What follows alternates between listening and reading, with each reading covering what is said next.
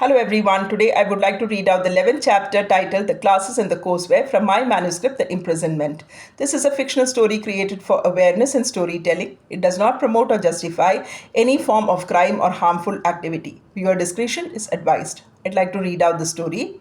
With the prison's renovation work on hold due to logistical reasons, Darshan had to return to Bangalore where his office was located. Archana, however, chose to stay back in Pune with the hope of finding a new direction for her story. The guest house had to be vacated, but her access to the prison remained. She found a paying guest accommodation nearby, a safe place. Darshan left the city reassured about his sister's security. Over time, her acquaintance with the jailer and the superintendent slowly turned into familiarity. They respected her dedication, but their thoughts never aligned with her changing perspective. Days passed, and with constant exposure to that world, Archana began to think differently. She started speaking her brother's language. She would often ask, is punishment really a way to end crime? Are people punished to make them realize their mistakes? Shouldn't there be some innovation even in punishment? The official often found her question amusing. Innovation and punishment? The jailer asked. What kind of innovation are you suggesting? Archana replied, give them a taste of their own medicine. Let them live even for a day in fear. Let them feel what ordinary people feel. That kind of punishment may help them realize the damage they have caused.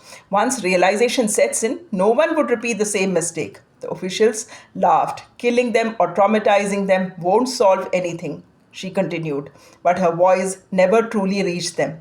Even the Shantighar project was put on hold. It felt like the siblings were trying to build a world that the current one was not ready to accept. A world free of crime felt distant. But Archana refused to give in to pessimism. She decided to channel her energy into something more constructive. She enrolled in two courses, branding and marketing and writing. The courseware began to influence her thinking. Slowly, she started seeing everything through a branding lens. Relationships, crime, peace, even emotions, everything felt like something that could be positioned. One day, while reading a book on marketing, a thought struck her. Are we unknowingly promoting what crime world wants? They create fear and we respond to fear. They kill and we kill them back. Isn't that their concept spreading through us?